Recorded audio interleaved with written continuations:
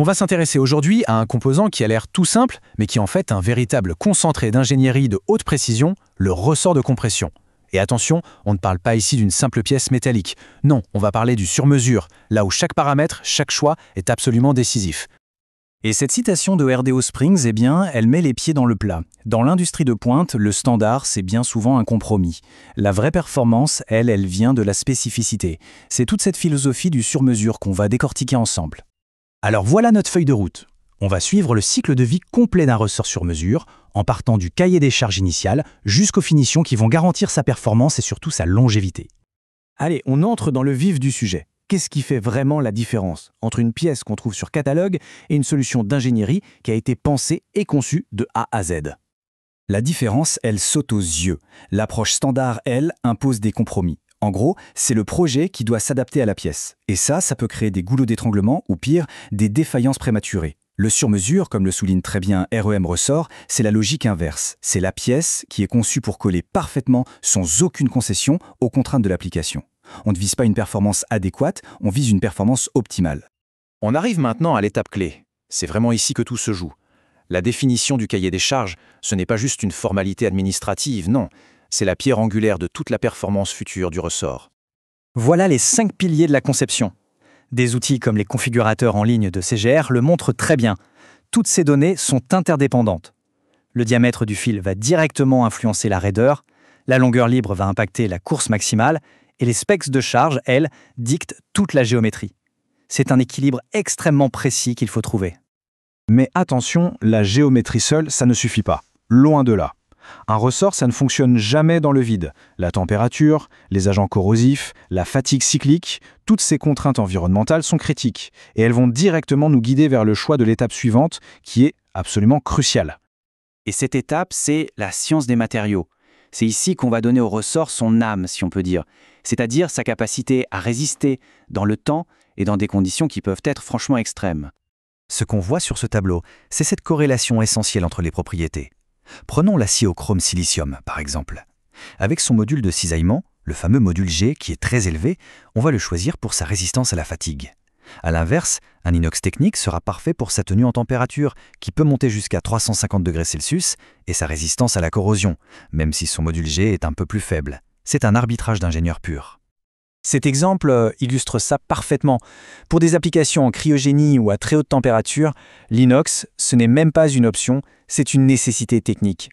Cette plage de fonctionnement immense, c'est une caractéristique intrinsèque du matériau qui justifie à elle seule toute l'approche sur mesure. Bon, une fois qu'on a validé le matériau, on entre dans le dur, la concrétisation. C'est la phase où les calculs théoriques vont devenir une pièce physique bien réelle grâce à des processus de fabrication de très haute précision. Alors, concentrons-nous sur 2 variables clés. D'abord, la raideur K.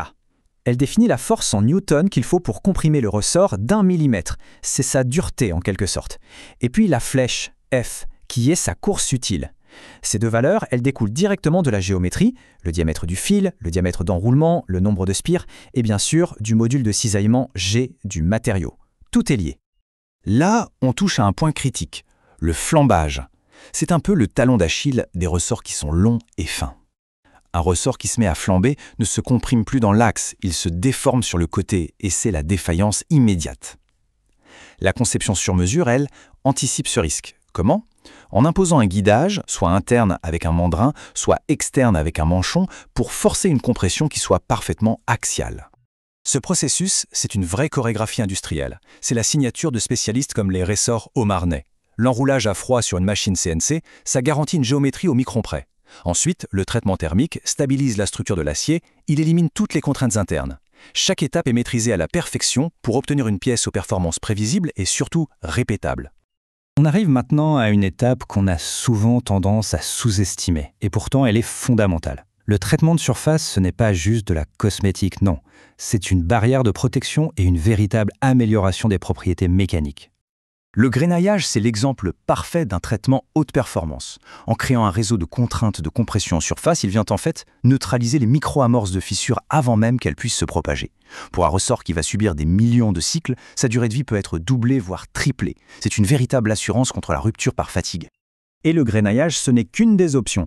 Le zingage, par exemple, va offrir une protection sacrificielle à l'acier contre la rouille. La passivation, elle, renforce la couche d'oxyde de chrome naturel de l'inox. Le nickelage, lui, est idéal pour les applications où il y a du frottement. Chaque traitement répond à une contrainte bien spécifique. C'est vraiment l'étape ultime de la personnalisation. Bon, pour conclure tout ça, récapitulons pourquoi cette approche sur mesure, ce n'est pas juste une alternative, mais bien une nécessité pour toutes les applications où la fiabilité, elle n'est tout simplement pas négociable. Voilà le point crucial. L'excellence, elle ne vient pas d'un seul élément. Elle vient de la synergie parfaite entre un matériau adapté, des calculs ultra précis et une finition spécialisée. Un ressort standard ne pourra jamais atteindre ce niveau d'intégration. La fiabilité d'une pièce sur mesure, elle, est garantie par la cohérence de tout son processus de création. Et cette citation de Rem Ressort l'illustre à la perfection. Le sur-mesure, c'est un dialogue, c'est un vrai partenariat entre le besoin du client et l'expertise du fabricant. C'est de la co-ingénierie qui vise l'excellence, et pas simplement l'adéquation. La question finale se pose donc. Face à des contraintes critiques de performance, de sécurité ou de longévité, est-ce qu'une approche standard est vraiment suffisante? Ou est-ce que le projet n'exige pas l'investissement dans une solution qui a été conçue spécifiquement pour lui? C'est une réflexion qui est essentielle pour tout projet d'ingénierie un peu ambitieux.